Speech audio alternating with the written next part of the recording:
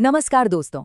कभी सोचा है कि भारत ने एक हॉलीवुड फिल्म से भी कम बजट में मंगल ग्रह पर एक मिशन भेज दिया था। यकीन करना मुश्किल है ना? लेकिन ये सच है। और ये बस एक कारनामा है जिसने ISRO यानी हमारी अपनी स्पेस एजेंसी को दुनिया भर में एक अलग पहचान दी है। तो चलिए आज ISRO के इसी शानदार सफर को समझते हैं, उसकी साधारण शुरुआत से लेकर अंतरिक्ष में बड़ी बड़ी जीतों तक। तो आज के इस सफर में हम कहाँ-कहाँ चलेंगे। हम ISRO के बिल्कुल शुरुआती दिनों से शुरू करेंगे, फिर चांद और मंगल पर इसकी ऐतिहासिक जीतों को देखेंगे और आखिर में समझेंगे कि ISRO का भविष्य क्या है और इसकी कामयाबी का असली राज क्या है। तो सबसे पहले ये समझना बहुत जरूरी है कि इसरो की नींव किस सोच पर रखी गई थी। देखिए, ये कोई आम स्पेस एजेंसी नहीं है और इसकी शुरुआत की कहानी ही इसे सबसे अलग बनाती है। तो बात है 1960 के दशक की। पहले एक छोटी सी कमेटी बनी, INCOSPR, और फिर 1969 में इसका नाम इसरो हो गया। लेकिन असली कहानी इन तारीखों में नहीं है। असली कहानी तो इस सवाल में है कि इसे शुरू ही क्यों किया गया था। और यही सोच इसरो को सबसे खास बनाती है। इसके संस्थापक विक्रम साराभाई का सपना अमीर देशों के साथ स्पेस की रेस लगाना था ही नहीं, उनका मकसद था स्पेस टेक्नोलॉजी का इस्तेमाल भारत के आम लोगों की जिंदगी को बेहतर बनाने के लिए करना। तो इसी सोच के साथ इसरो ने बड़े मिशनों पर काम करना शुरू किया और इसकी सबसे बड़ी जीतों में से एक थी चांद पर विजय। चलिए चंद्रयान की कहानी देखते हैं। ये तो हम सबने देखा। 2023 में चंद्रयान 3 ने तो इतिहास ही रच दिया।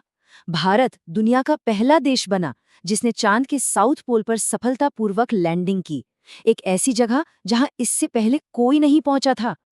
लेकिन सुनिए, ये कामयाबी रातों रात नहीं मिली। इसकी नींव रखी गई थी करीब 15 साल पहले, 2008 में चंद्रयान 1 मिशन के साथ, जिसने एक ऐसी खोज की जिसने पूरी दुनिया को हैरान कर दिया। ये देखिए, यही वो सबूत है।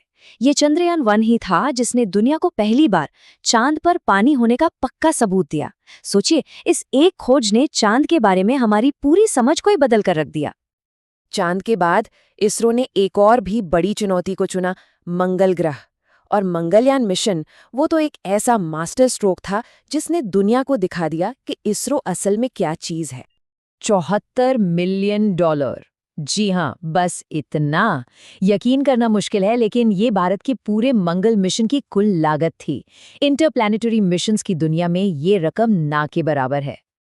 और अंदाजा लगाने के लिए ये देखिए, हॉलीवुड की ब्लॉकबस्टर फिल्म ग्रेविटी बनाने में इससे ज्यादा पैसा लग गया था। कमाल है ना? एक असली मार्स मिशन एक फिल्म से भी सस्ता।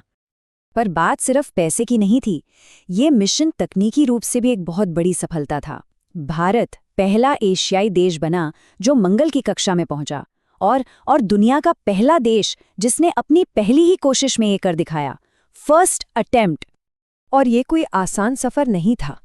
यहाँ देख सकते हैं कि लॉन्च से लेकर मंगल के ऑर्बिट तक का रास्ता कितना मुश्किल और जटिल था। इसे पहली ही बार में सफलतापूर्वक पूरा करना इसरो की इंजीनियरिंग का एक अद्भुत नमूना है।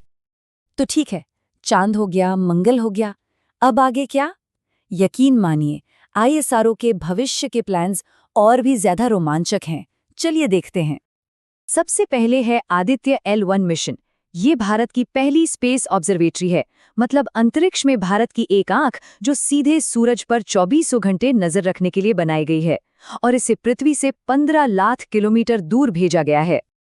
इसे L1 पॉइंट नाम की एक खास जगह पर पार्क किया गया है। अब ये क्या है? इसे ऐसे समझिए कि ये स्पेस में एक परफेक्ट पार्किंग स्पॉट है, जहां से सूरज बिना किसी ग्रहण या रुकावट के हमेशा दिखाई देता है। इससे हमें सूरज के तूफानों और स्पेस के मौसम को समझने में मदद मिलेगी।